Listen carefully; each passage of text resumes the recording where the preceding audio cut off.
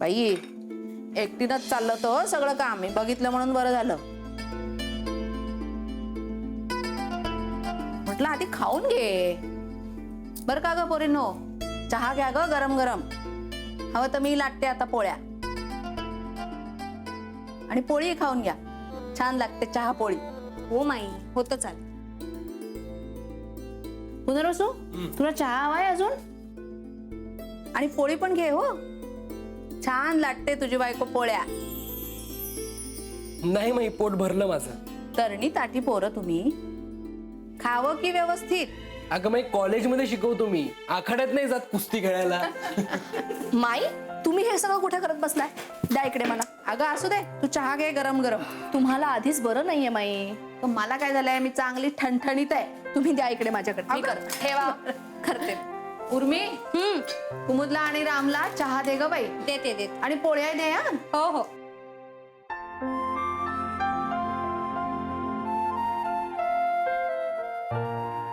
घ्या.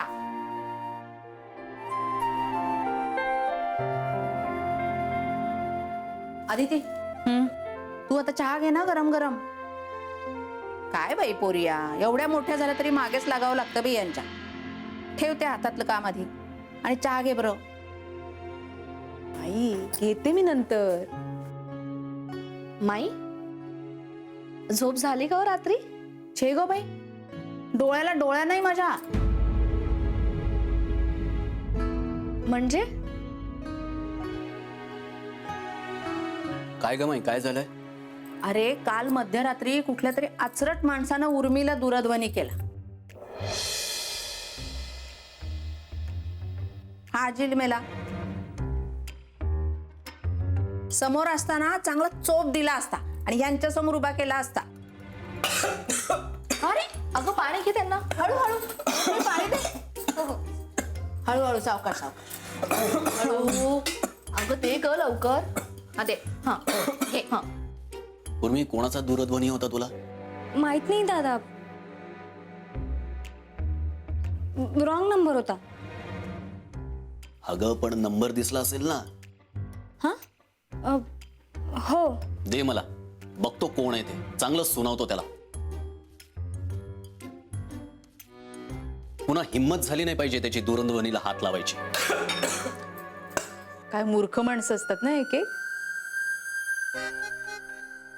नाहीतर काय, अशांना ना चांगला लाटण्याने चोप दिला पाहिजे. मी तेच म्हटलं उर्मिला, ही काय पद्धत झाली? अवेळी अनोळखी बाईला दूरध्वनी करून असं त्रास द्यायची.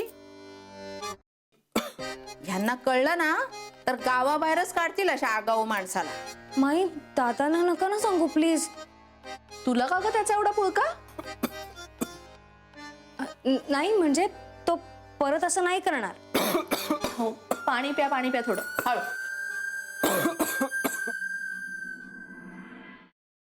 Paneer mushroom stick with barbecue sauce करण्यासाठी लागणारे साहित्य: किसलेलं गाजर, उकडलेला बटाटा, पनीर, तांदूळाचं पीठ, रवा, मटार, मशरूम, कोबी, मीठ, मिरची, कोथिंबीर आणि बार्बेक्यू सॉस. कृती: प्रथम एका बाउलमध्ये किसलेलं गाजर, उकडलेला बटाटा, कुस्करलेलं पनीर, मटार, मशरूम, हिरवी मिरची, कोथिंबीर, कोबी, मीठ आणि तांदूळाचं पीठ घालून सर्व एकजीव करून घ्यावं. तयार मिश्रणाच्या स्टिक बनवून रव्यामध्ये घोळवून गरम तेलात तळून घ्याव्यात आणि सर्व्ह कराव्यात.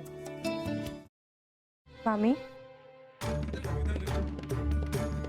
कोणता भक्त हाक मारतो आहे? ध्यानात इतके मग्न आहात. बाणाईला भेट घ्यायची आहे देवी. वाटलंच मला, ती अस्वस्थ असणं स्वाभाविकच आहे. तिच्या दृष्टीने हे सारंच गोंधळून टाकणार आहे. अशा वेळी तिला तुम्हाला किंवा मला भेटावं असं वाटणं हे स्वाभाविक आहे. नमस्ते अंकल जी, वो हमें आपसे. कशा करता आलास तू इथे? विकीची चाळी करायला? काय समजतो काय स्वतःला तू? अरे आजारपणात माझा जीव वाचला म्हणून घरातल्या पोरी बाळींवर. अरे कुठून कुठून येता तुम्ही, नाही ते उद्योग धंदे करता इथं. खपवून घेणार नाही मी सांगतो तुला. मी फार वाईट माणूस आहे, लक्षात ठेव. पोलिसात देणार होतो तुला. केवळ विकी आडवा आला म्हणून लक्षात ठेवलं, ते इथून दिंड काढणार होतो तुझी मी. मामा, आता आपण काहीच करू शकत नाही.